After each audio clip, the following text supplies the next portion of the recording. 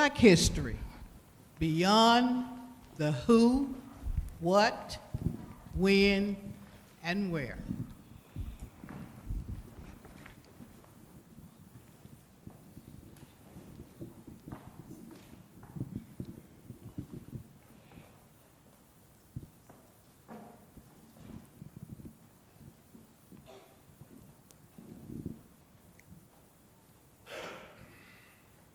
At the end of episode 1, Ashley was thinking,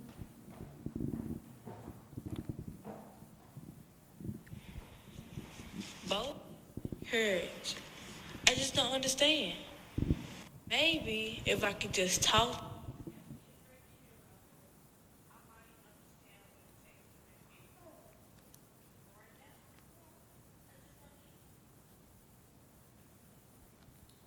today we rejoin the Fresh Wind Academy students at the Civil Rights Museum.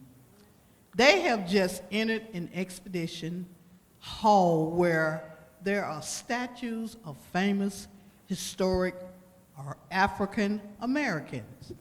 They expect to hear the voice of a narrator. But when they activate each statue's button, yet something more shocking takes place.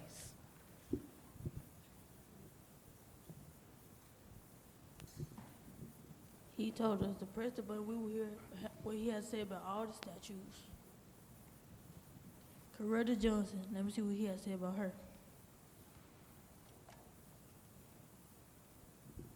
I don't hear nothing. I am Katherine Johnson. I was born in 1918 in West Virginia. Growing up, I counted everything, the steps, the dishes, even the stars in the sky. Like many women of my time, I became a teacher, but I really wanted to be a mathematician. And in 1953, I did just that. While working for NASA, my calculations sent astronauts to the moon. My calculations were great, but I was treated poorly because I was a colored girl. Even though I was tucked away in a segregated building, had to use separate bathrooms and dining rooms, I was focused on my work. Every day I showed up and worked hard. Diligence and my God-given talent sent John Glenn to the moon. And if I can do it, you can do it too. It's like she was really talking to me. I am talking to you. Listen as we all tell you what we did and how you can do the same.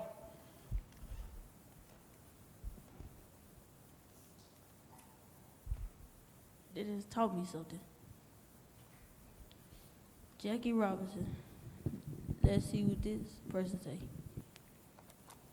I am Jackie Robinson. I was born in 1919 in Carroll, Georgia. I left college for a job off the field, but my God-given talent landed me on the field. In 1947, I became a Brooklyn Dodger, the first black player in Major League Baseball. Boy, was it tough. I got discouraged, but I kept playing. I was called ugly names, got hate mail, and even death threats. But that didn't stop me. I used my skill on the baseball field to silence the hatred. I earned Rookie of the Year in 1949. I became the first black player to win the National League Most Valuable Player Award. In 1997, my number 42 was permanently retired by every team in Major League Baseball. Courage and my God-given talent broke color barriers and led to the integration of Major League Baseball.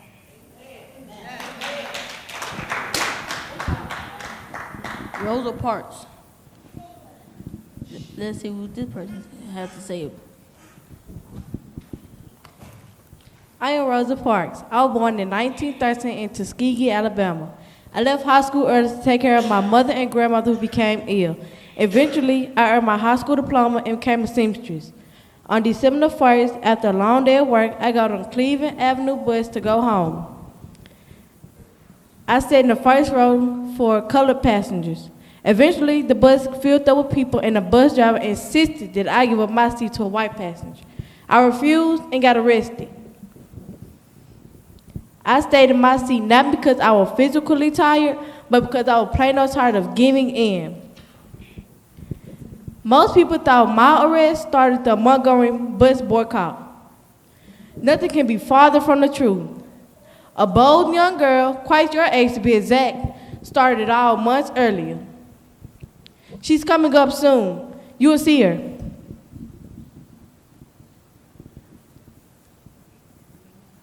You mean to tell me that you didn't start it? A person like me did? Yes, I set it in motion, but the young lady, she set the movement in Montgomery. Adults aren't only the heroes in our history. Don't wait for just one moment to think that you have to wait to be great.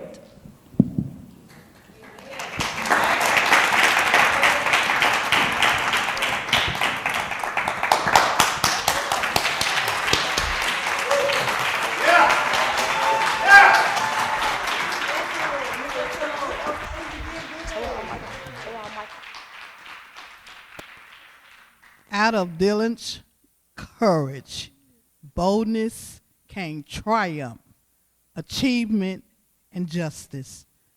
Stay tuned next Sunday, episode 3, when we will hear more about African American contributions to Black history. Thank you.